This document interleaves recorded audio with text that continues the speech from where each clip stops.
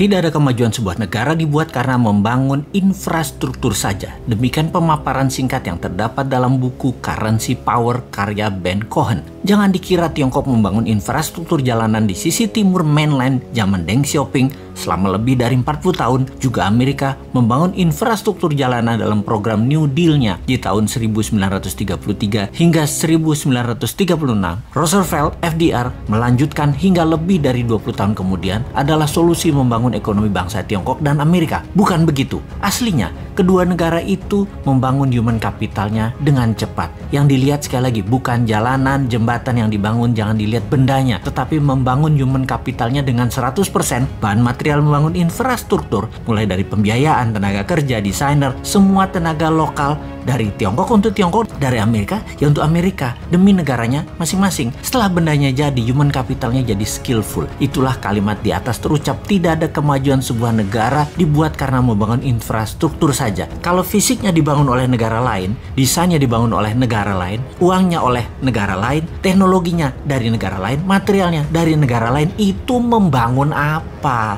Disinilah kita harus memfokuskan di dalam bangun negara ini secara sesungguhnya. Pembelajaran rakyat Tiongkok tidak berhenti di situ, terus berlanjut di mana misalnya di tahun 1980-an ada jutaan orang Tiongkok belajar ke seluruh dunia dan terus dilanjutkan hingga saat ini. Kalau tahun 1933 dan 1936 New Deal-nya Roosevelt terlihat membangun infrastruktur, maka tidak akan sempurna jika dia tidak melakukannya dengan yang namanya Operation Paperclips. Operation Paperclips adalah operasi intelijen dengan codename Paperclips. Ini membawa ilmuwan Jerman lebih dari 1.600 orang untuk pindah ke Amerika sejak tahun 1945 sebelum kejatuhan Nazi hingga 1959. Sampai dua presiden setelah FDR, yaitu sampai Truman dan Eisenhower, Amerika melakukan human kapitalisasi besar-besaran yang lokal dikembangkan potensinya maupun yang menghijack dari bangsa lain dengan imbalan uang dan kenyamanan kehidupan yang makmur di Amerika. Inilah kemudian yang membuat Amerika di tahun 70-an mulai menunjukkan kejeniusannya bernegara. Apa yang dilakukan Amerika dengan MMT-nya Michael Hudson, yaitu melepas emas sebagai underlying dolar, alias dolar dicetak tidak lagi berdasarkan emas tetapi berbasis proyek produktif dan hutang, termasuk hutang ke negara lain. Melakukan strategi petrodolar, menguasai minyak, gas, energi dunia, membuat dolar sebagai senjata ekonomi dengan menguasai 60% transaksi dunia pada saat ini. Dan sampai saat ini penguasaan 60% world wealth atau kekayaan dunia melalui Wall Street dan kekuatan politik luar negerinya, Amerika lah rajanya. Tiongkok tak kalah strateginya. Ketika Anda bertemu dengan petinggi PKC Partai Komunis Cina, para elitnya, tidak ada yang tidak bisa berbahasa Inggris. Karena kebanyakan mereka adalah S1 atau S2-nya, bahkan S3-nya itu di luar negeri semua. Bernegara satu partai itu membuat abdi negaranya, pegawai negerinya harus berstandar scholar, orang makan sekolah semua. Ketika Xi Jinping 2013 menjadi presiden Tiongkok dan ketua PKC Partai Komunis Cina, mulailah langkah pembersihan dari korupsi. Puncaknya dilakukan, dia menghukum lebih dari 1 juta orang anggota partai yang korupsi, mulai dari yang terkejam menghukum mati pelaku dan mengucilkan keluarganya, sampai hukuman terendah bahwa tervonis korupsi dirinya dan keluarganya yang ada di kartu nama keluarga tidak boleh menggunakan fasilitas negara. Kemudian masuklah manusia-manusia terbaik Tiongkok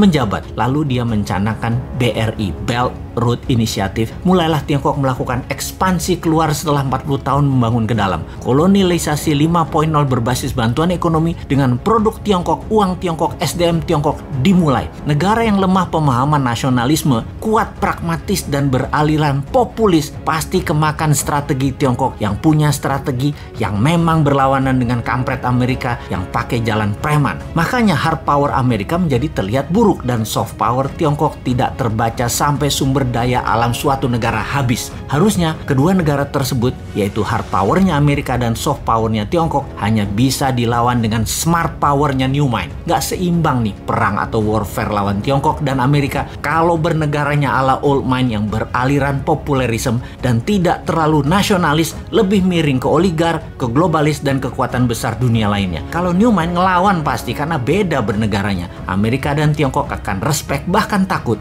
Bukan kayak sekarang jadi babunya mereka. Kita dari dulu nggak pernah dianggap mitra oleh Amerika, tapi babu. Dengan Tiongkok terlihat santun Tiongkok itu, tapi strategi pedagang Kalau ada maunya mereka itu ngeri deh. Tiongkok kalau lihat peluang untuk kaya dan sukses, mereka jago dah di dalam menjilat dan bermanis-manis lambe kepada siapapun. Jadi yang ke depan kita harus lakukan adalah benar. Human capital kita perkaya ilmu sainsnya dengan mengirim pembelajar 10 juta orang ke luar negeri dalam 5 tahun ke depan, lalu bubarkan semua aturan yang ada dalam birokrasi serta perizinan untuk usaha. Tidak ada izin apapun untuk berusaha kecuali berdagang dan berbisnis barang berbahaya dan strategis seperti dunia aviasi, kesehatan, dan jasa keuangan, lalu produksi senjata serta mineral langka juga berharga. Itu yang baru ada izinnya. Yang lainnya bebas.